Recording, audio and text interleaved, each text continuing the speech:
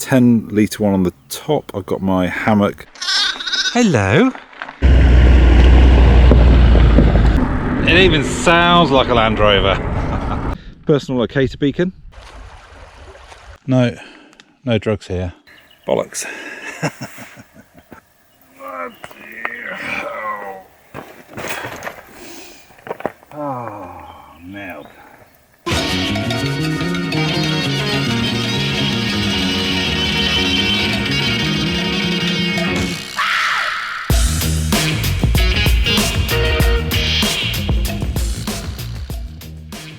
Welcome back to Badger's Bikepacking. Wales is now open for tourists to come and visit. I haven't seen my kids who live in Wales, and I haven't seen my dad either for quite some time. So I took this opportunity to get over and come and see them. So I saw my kids today. I thought I was going to take an extra day and I'm going to head out into what's called the desert of Wales and do a little bit of bikepacking. Check out my Trek 1120. So I'm just going to do a bit of car camping tonight. I'm at a place called Limbrian Reservoir. It is beautiful. There are two amazing spots back there. One of them overlooking the reservoir and one of them right down on the reservoir, but it's full of people at the moment. So you've got to get there early if you want to get a good spot, and there's too many people. So I'm just going to car camp. Then I've got about a 50-mile ride. I'm coming up to doing my trip around Scotland, which is effectively a Highland 350, not the 550 because I don't have time. But so I need to check out the bike with the gear on it. So it's about a 50-mile ride. I'm then going to camp somewhere down that way. Hopefully an amazing spot. I don't know yet. See if it's clear. And then back here and then off to see my dad. So I'm really looking forward to this trip. And I love these sort of trips where you can just jump in the car and chuck all your gear in. So if I want to, I've got enough gear to go while camping up into the mountains if I want to. But I didn't know what I was going to do, so I just thought I'm going to get all my gear into the car and just make it up as I go along. So yeah, it'll be a bit of car camping tonight, or bivvying down on the edge there. There's the trek ready to go tomorrow. Yeah, so hope you enjoy the video. Okay, sleeping in the car was tempting because it's easy, but that's not the point of this, is it? It's to come out and have a bit of an adventure. So I've set up my bivvy, ready to go, with a few luxuries in there because it's come from the car, which is 50 metres away. Underneath I've got a German ground sheet. Then it's an Ascent bivvy. I went for this one rather than the Dutch Army bivvy because this is a little bit lighter in case I was going to do a bit of hiking in to find somewhere. Then underneath it I've got a normal mat with some reflective gear on the back to give me a little bit of thermal protection. This Neo Air Thermarest, which has a very low R value. It's only about 1.4, so it's not getting much warmth from that. So that's my summer one really. Trouble is it's quite squeaky. Then on top of that, this is what I carry in the car, is a British Army sleeping bag. That's good down to about -10, a little bit more, just this section, and then you can add other sections. And then I've got a little pillow that comes from the car. So yeah, I'm quite looking forward to this. Very tempting to go in the car, but what's the point when you can sleep out under the stars? It's going to be a beautiful night tonight. I should add actually that this is the benefit of a bivvy. You can just fit anywhere. I mean, that's just in the middle of a path that heads down there to a little lookout area. And here's to a great day's bikepacking tomorrow, 50 miles. See how that Trek 1120 holds up. See how I hold up. See how my kit, if I've got the right gear with me, and also scouting out for a trip for myself and Chris back here. I love Mid Wales. It's got amazing bikepacking routes all around here, some fantastic camping spots which I've already seen. So yeah, here's to tomorrow, and take care. See you later.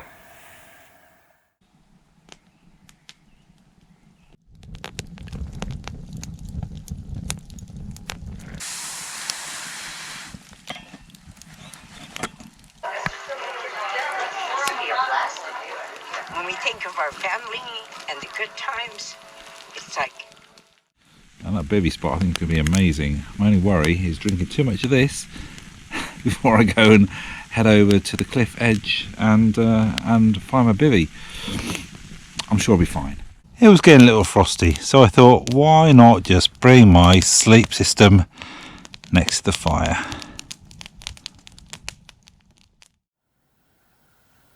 Well, there's one of the top camping spots, I would say, one of the top wild camping spots in the country. There's another one over there. There's a high point up there which looks out over the river lake, which is epic. But anyway, the bike is finally loaded. So I didn't have everything packed already into the bag, so I had to pack the bags and load it on. So I basically learnt the lesson there. I need the two back bags on the sort of low bags. They're the same colour, which caused much confusion. Yeah, all the sleeping stuff I've managed to get into the 22 litre roll bag on the front. The 10 litre one on the top, I've got my hammock system, and then all the cook stuff and everything else down there. And I haven't used the fork cages. I think they'll be for extra food and extra clothing when I go up to Scotland. And then I just got that 2 litres of water down there. But there we go, very cold last night, but turning into a beautiful day. So I'm just climbing up onto the high ground over here, so up onto the top of the forest there, along the top, and then unfortunately back down the other side, and then start to climb back up again. But whatever, I am in no hurry today. Okay, what I didn't mention was my rucksack. So it's an Osprey Escapist 18. If I'm going to go off-road, then I will almost always take a rucksack, because if I fall off my bike on my own, then I've got first aid gear in there, I've got cold weather gear in there, and I'll show you what else I've got in a second. But you know, I've got enough to be able to survive for a little bit, and I can put some water in there, which I probably should have done. It also gives me a little bit of back protection. If you fall off your bike, which a friend of mine has done quite a while ago now, on the road, and he just broke his hip. The bike was in one place, he broke his hip, he couldn't move, and it was quite a major issue. If that happened to me, hammering down one of these tracks, then my bike would end up in one place, I'll be in another place, I won't be able to move, and I need to be able to get to help, or need to be able to get help and look after myself just for a few hours. So that's why I take the backpacks, because it's always staying with me. What I do have in the kit, which I'll show you now, is this thing here. It is a personal locator beacon. Don't get confused with this being a spot tracker. It isn't, which you see a lot of people who are doing bikepacking races use. And you can also get the Garmin InReach. I think what they are primarily is a tracking device, so that your GPS position goes via commercial satellite down to the internet, and your friends and family can see where you are. You can send basic text messages as well. And there is also an emergency function to them, but that is not what they're primarily for. And that emergency function goes via the Spot Tracker HQ, I guess, or Garmin HQ. And they've saved quite a few people. I think there's something like 6,000 rescues they've initiated over their time. So it is a good system, but it's definitely not the best locator beacon. Very good if you're going to go in a group of people, I would suggest. So if you do get split up, you could at least message each other, you can keep track of each other, and so on. So they've definitely got their benefits. But you have to pay about 150 bucks for them, one-off payment for the device, and then you have to pay an annual subscription of about 150 bucks to get the full features. What I've got is this, which is a very different bit of kit. It's a one-off payment. It's about £200, so I'm guessing about 250 bucks. There's no annual subscription. Then you register it with the emergency services, but it operates very differently. So it sends a message on 406 megahertz to dedicated search and rescue system. So this is a global system. Signal go up, it gets picked up by near Earth orbit satellites, and they can take about 90 minutes, and then they can pin your location just on that. However, if your device also manages to get GPS and get the GPS signal it can transmit its GPS position to the geostationary satellites, and you're immediately that's bounced straight back down. UK Coast Guard, I'm registered with them, so they'll get the unique signal off this, and they'll know exactly who I am, and they'll get my position pretty quick. So I always carry this. It doesn't have all the other fancy features, so my family can't track me and so on, but it's peace of mind for them and for me that I've got this on me, and I press this button and I can guarantee that it's going direct to the emergency services. It's not going via a commercial system or anything else. This this is pretty much 100% solution. So yeah, so if you're going to do this sort of thing where you're going off grid a little bit, and you're on your own, then I think these are worth getting, and hopefully you'll never need to use it. I've got 50 miles to do today and I've done about 3, so I'll get on with it and stop looking at this amazing view.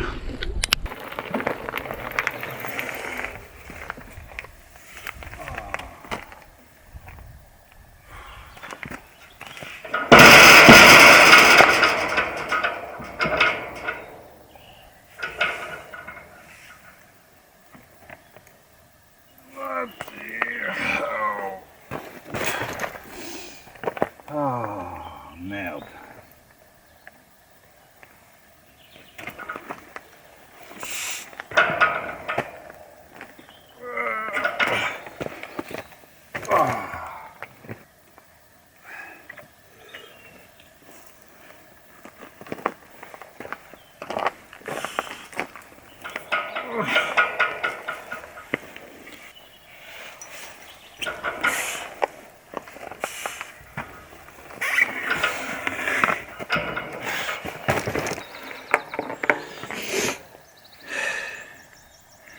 Bollocks. There's got to be an easier way of doing this.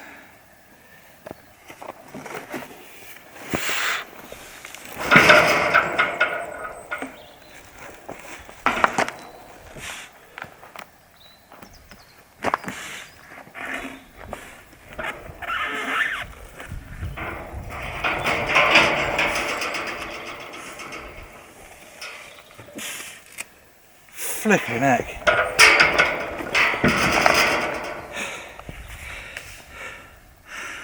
Oh. This is a big issue. Don't know how many things like this are going to be in Scotland, but I got the technique there. Get the back wheel over first. Okay, so a lot of climbing so far, but what I do like about this bike is the stability of the back end. You can certainly tell the difference. If I've got a heavy, carrying that sort of capacity in a normal saddlebag, this thing would be swaying all over the place when I'm getting out of the saddle. This is very stable on the back end, and it's one of the big reasons I went and bought the bike. These big 3-inch tyres will drop the pressure right down. Well, I say right down, I don't know what the right pressure is. I'll put my 15 psi, and that is actually really nice, taking away a lot of the little lumps and bumps. Not as good as a full sus or anything like that. And when it comes to the downhill, I'm sure I'm going to suffer not having a front sus, but the bars, the riding position is much more comfortable than the Scott scale, which has got a racy position. These bars are got 2.5 inches of rise, so they're the raised up version of the H-loop. Really nice climbing position. The front bag, 22 litres.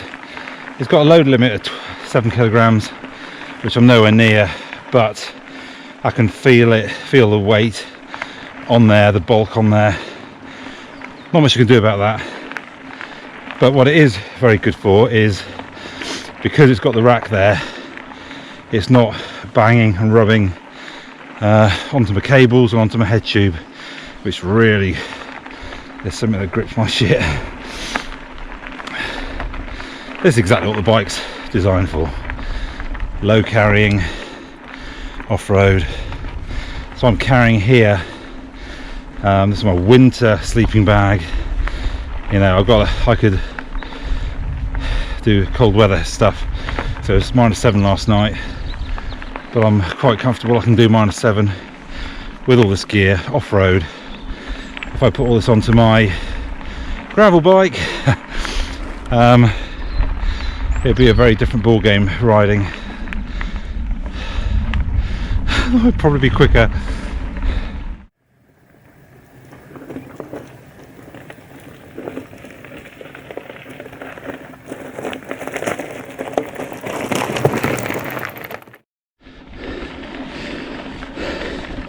The obligatory cockpit shot. I don't have my Garmin eTouch 30, which goes down there on the stem, and I'm probably going to have another feed bag on to the left, get rid of that GoPro mount. Electrics in that little bag there, in the H-loop bag, and I'll obviously have get my big exposure light on, Strada or whatever it is, up there. And I might not take my Garmin, that Edge 1030. I may just stick with the E-Trek. The great thing about cycling in this sort of place, commercial forestry, is wood is everywhere. So where they've chopped all this down, all this, I was burning this stuff last night, so basically pine branches, and they've been there for bloody ages. They're raised off the ground, there's so many of them, and they burn like bugger. I don't think they give off as much heat as hardwood, but yeah, you can get a fire going real easy out here. I might have a fire tonight if I can find a good spot. I don't know, because it is going to get cold. And last night, like I say, -7 degrees centigrade, and it felt it. I didn't mention actually, so I slept in the Rab Ascent bivvy. I really like the bivvy. It is, I've got hooped bivvies, I've got the Terra Nova Juniper, which they don't make anymore, which is a brilliant bit of kit. I got that off a recommendation from someone who used it out in Afghanistan. I've got a Dutch Army bivvy, it's just hooped again, which is very big. I've got this Rab Ascent, and then I've got a couple of emergency ones which I keep in the car and if I go hiking. So this Rab Ascent, it's not as big as the other two, does not have as much space. So in there I had, well, you saw what I had. I ended up having to take the reflective mat out because I just didn't have the space in there. I couldn't actually roll over, and it got to about 4 o'clock at night, and I was lovely and warm. But with that Thermarest pad plus a 0 degree Fahrenheit, so -17 centigrade sleeping bag. No, it was the army one, wasn't it? That's about -10, -15 in that region. It was with a winter bag effectively. It just couldn't take the space. There wasn't the space in there. So I think that Rab Ascent is good for 3 seasons. You need a fairly small bag to go in there, and your mat can't be too high otherwise, and you can't be too wide. Let's not be about the bush, shall we?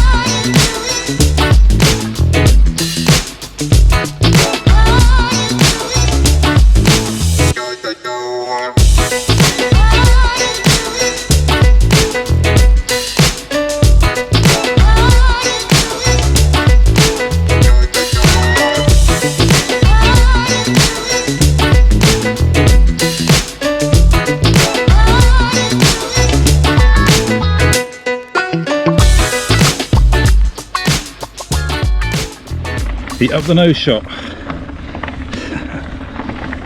Yeah, so that downhill with this pressure and these big tyres, that was so comfortable.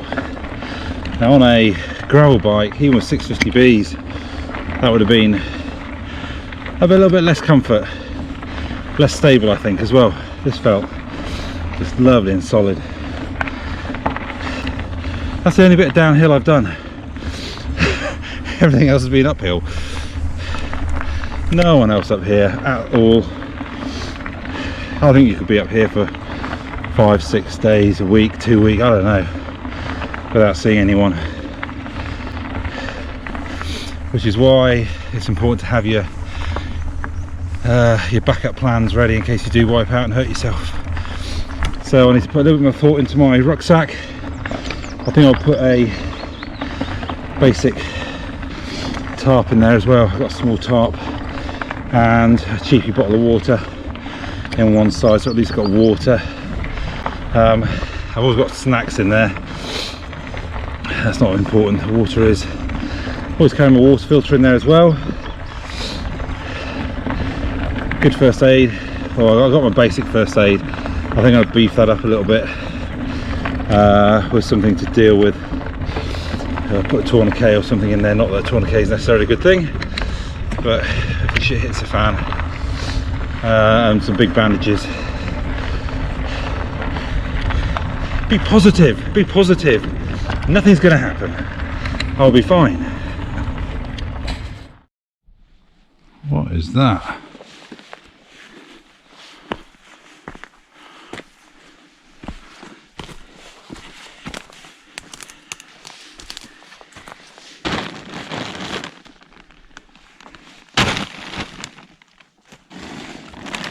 Is it a drugs haul? No, no drugs here. Look at that, if you ended up deep in there without a compass, you could go around and around for quite some time. What I'm missing is my tools bag. Look at that. A little chip, that's not good. Yeah, I want a tools bag to go here. But this really does get in the way, which I think you only get on the medium and above bikes. The small bike I don't think has that extra support in it. Okay, I gotta go down. Gotta go down this now. This is seriously steep. So it's gonna be a real test of what these brakes are like down this hill, because this bike is not fully loaded, but I would say it's 3/4 of the way there. And that is a hell of a descent. I'll be off fully on the brakes all the way down, I think, for this. I might even drop my dropper post. Let's have a look. That was a very slow and steady descent. I'm just going to head down the valley here and hopefully cut maybe 5 miles off to get myself back up to up on pace, although I'm way behind if I'm really honest. But I'm really enjoying it, so I don't really care. Hello? Hello? Hello? Where are you going? Where are you going?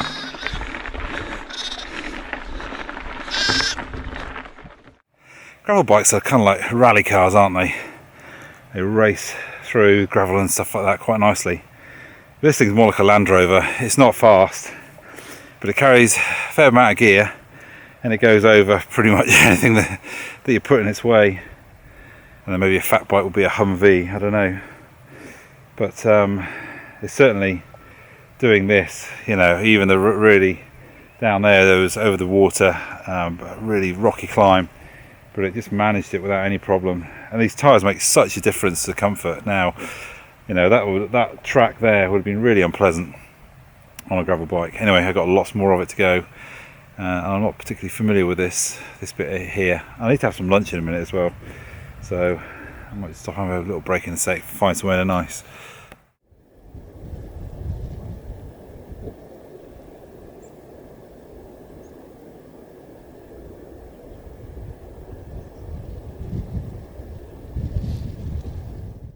Yeah, I'm a massive fan of these pedals now. I get the idea of being clipped in, particularly if you're fast downhill, doing mountain biking, doing jumps and things like that. you don't want your legs flying off. But for me, for this, these pedals are great. With the little studs in there that you have to screw in. Your feet just don't slide left or right. As long as you've got some decent grip on the bottom of your footwear, your feet don't slide around. And you can take them off when you really need to, real quick. They're just nicer, just it's less hassle. It's a rocky old track. Right, I think this is a stick up. I'm being hijacked on this road.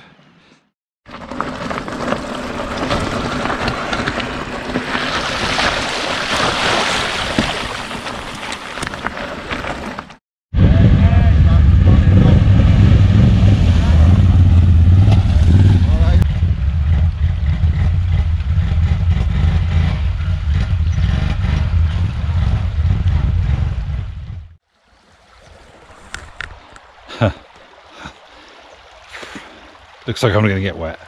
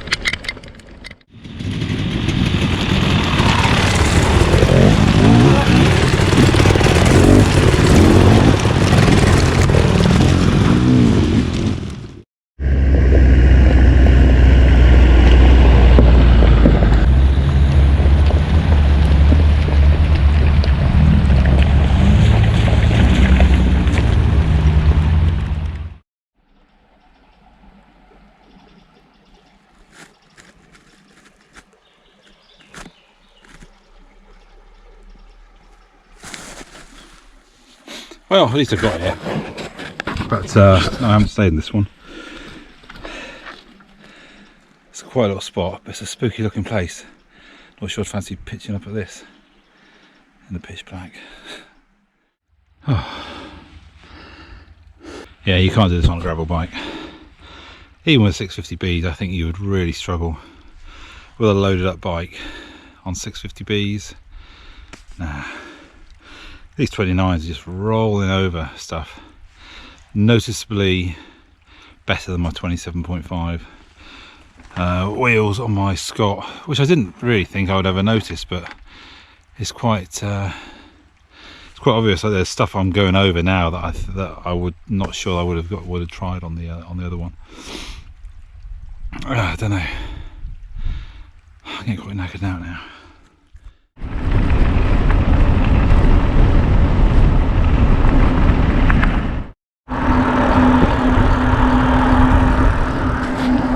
It even sounds like a Land Rover. But yeah, trying to do any sort of speed on this road, although most of it is downhill, so I'm being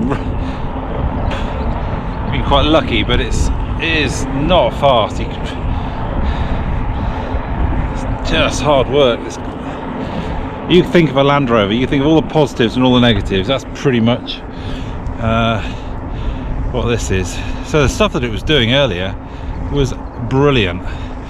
Just going over things and up things and no problem. But as soon as you want to make any sort of distance or pace, it's really hard. So just pedaling now is just getting really tricky. It's actually taking it out of me. I've done nowhere near the miles. I think it's going to be about 30 miles tops. My guns are waning.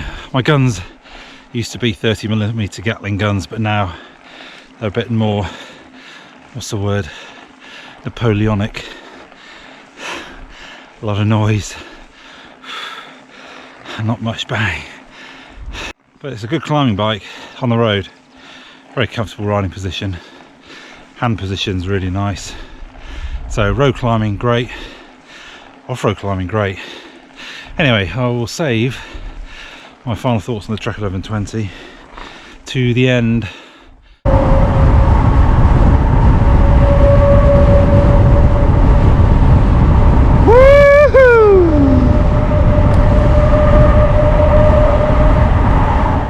Anyone who cycles around here will know this phone box. Completely random, probably the most random phone box there is. And I think up there is a devil's staircase. I think that's the devil's staircase actually. Yeah, so yeah, Garmin is telling me to turn right, which takes me up the devil's staircase, which I don't mind doing so much, but let me rethink that. But I know that there's a whole load of single track further on, and Garmin's telling me at the pace I'm going at the moment, I'm going to be another 4.5 hours. I can't remember which one it was.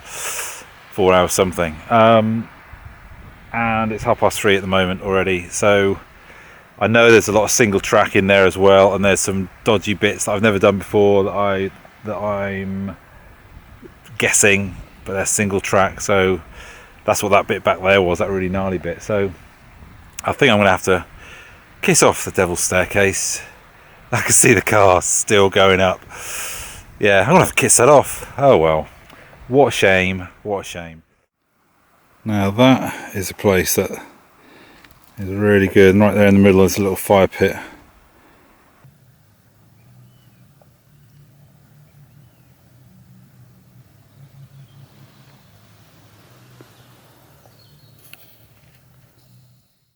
Okay, so finally now set up. I've got a fantastic view out this way. I've missed the sunset really though. Unfortunately, it's just gone down. I'll get a fire going probably later. I'm not too bothered, but I do think it's going to be pretty cold tonight.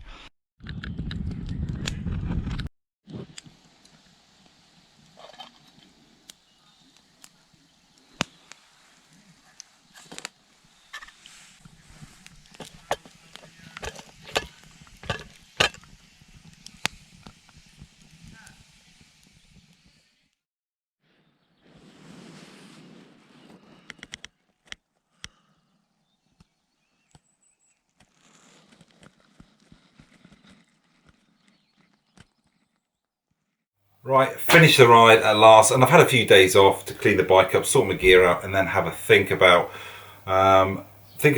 my final comments on the bike from this ride. Anyway, mechanical issues, had nothing other than when I would start rocking from side to side using cycling from side to side using the bars, I could feel a little clunking. I don't think it's in the head, I don't think it's in the bars, I don't think it's in the wheel, so I don't exactly know where it is.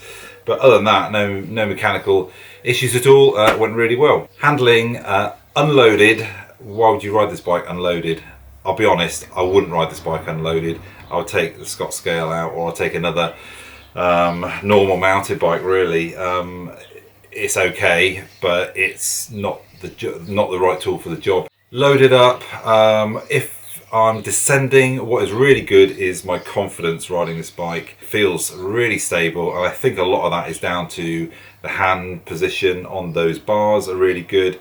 It feels a stable bike downhill, loaded up. And equally climbing, again, I think that's down to the bars, really nice hand positions, a number of hand positions. Gearing is really good, so climbing on the road, again, I've got no issues, even with the weight moving side to side. The only big notice really was the weight on the front of the bike, but I think that's the same with any bike really. But climbing, yeah, it felt really nice. Okay, handling off-road, just tick tick tick.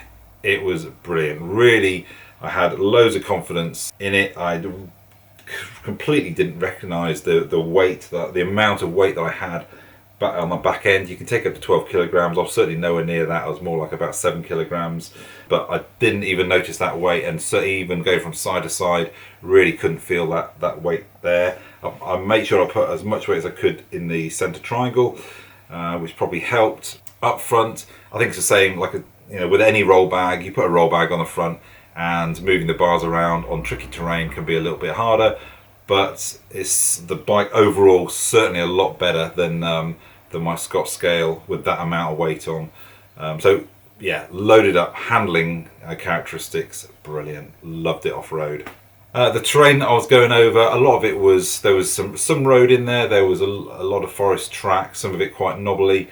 And then I went through one really rough section, and in that really rough section there's no way you would have taken a gravel bike, and even my Scott scale with this sort of gear would have been a little bit unpleasant, but this thing with 29-inch tyres just rolled over everything through the mud. No issues. I could have lowered the pressure, I think, a little bit more, but it just rolled over everything that I put in front of it. Stuff that I probably wouldn't have done on the Scott, or would have been a bit more nervous on. This thing, I just went for it, and it was fantastic. An example of that was basically a big rock on the track that was probably about 3 foot high, and at the top it had a little lip kicking up. I wouldn't have done that on the Scott scale, I don't think, loaded up, but this one I just thought, you know what, I'm going to try it. And part of the confidence building there, I think, was the fact that I had these pedals on. So I wasn't clipped into the bike. These pedals, I have to say, were brilliant. They've got those little studs that stick up, so there's no side-to-side slippage, but if I wanted to get them off, they were just straight off. And I think that the confidence that gave me, not being clipped in, plus the bike with the 29, it just meant I just rolled straight up that rock without even thinking about it. Comfort wise, really nice. I think the bars are brilliant. That has made this bike for me. The saddle, here it is, the Brooks B17 is the short version. I've got a Brooks, what are they called, C15 up there. It's like sitting on concrete, can't stand it. It lasted one ride. This thing though, actually, when you're off-road, you really notice the bum takes a real pounding, particularly if you don't have any suspension. And this actually, I started feeling it a little bit towards the end of the ride, but other than that, it was pretty good. However, I've got a cheapy saddle on there with loads of gel with springs on it. I'm not going to show you now, I'll show you when I get up to Scotland, but I'm going to try that as an experiment. Gearing for this bike was spot on.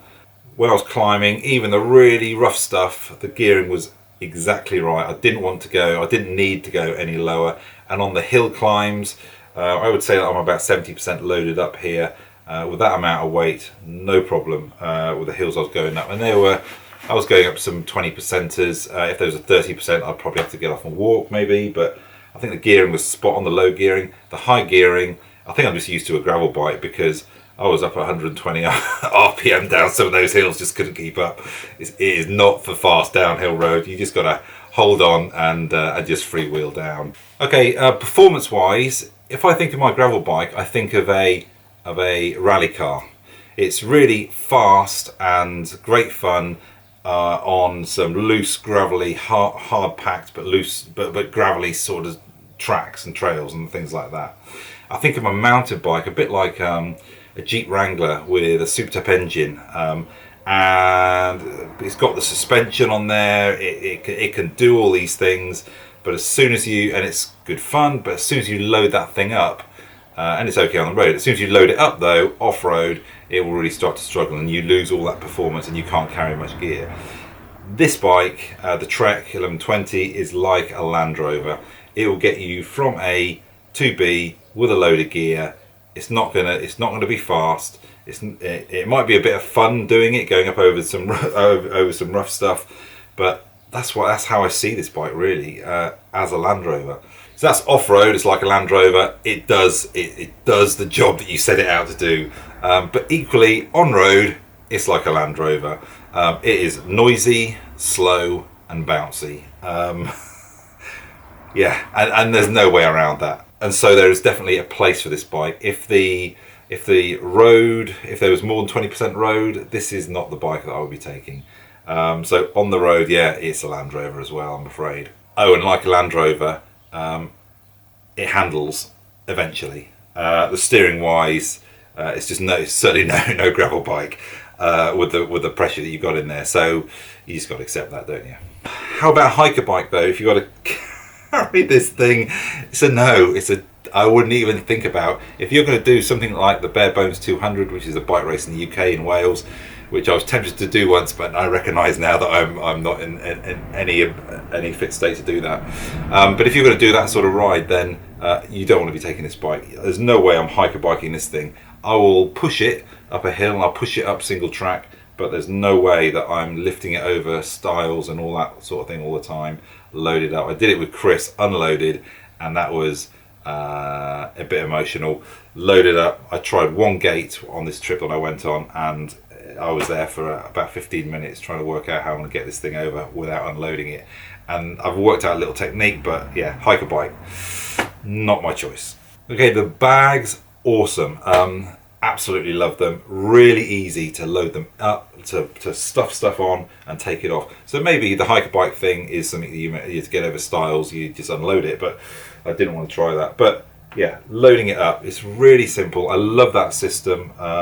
This is the big plus for me. I didn't try the fork bags, but other than that, that was everything.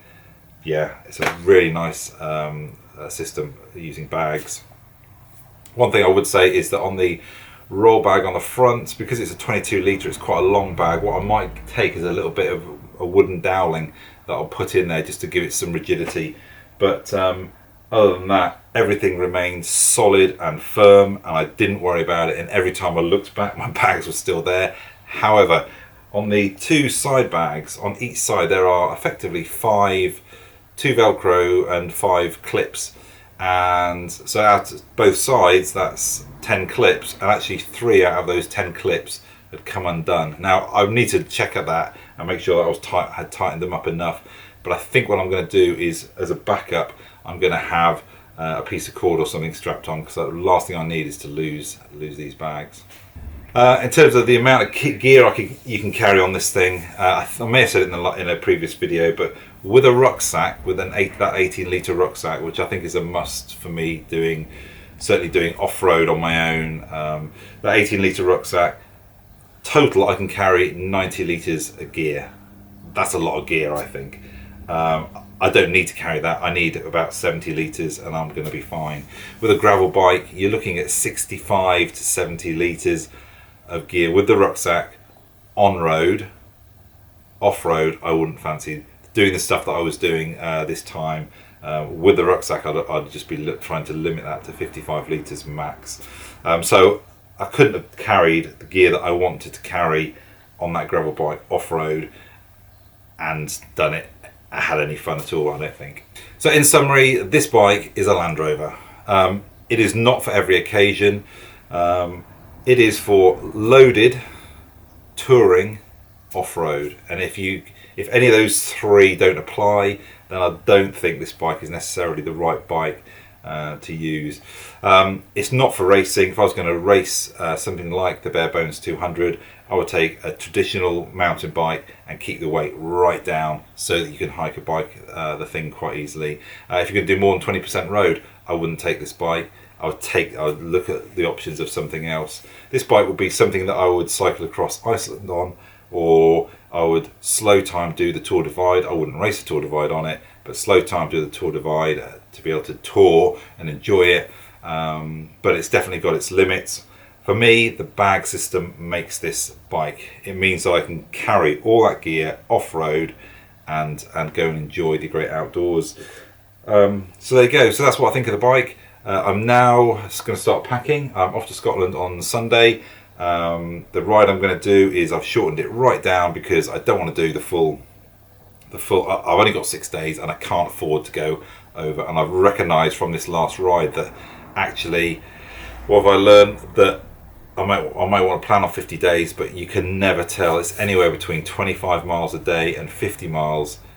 50 days. Anywhere between 25 miles a day and 50 miles a day. And I can't, and it's difficult to tell where I'm going to be in there. So I have just planned a shorter route, and I want to be able to wake up and have a good time and be able to sit around on the side of the lake and have my breakfast slow time and have 2 coffees maybe, which I always need to get going in the morning, rather than having to rush to get the miles in. So that's what I've done. And if I get back early, then I'm going to take up my inflatable kayak and I'm going to go out on a loch, or I'm going to go wild camping up in the mountains somewhere. But whatever, that's my plan. So I hope you got something out of the video.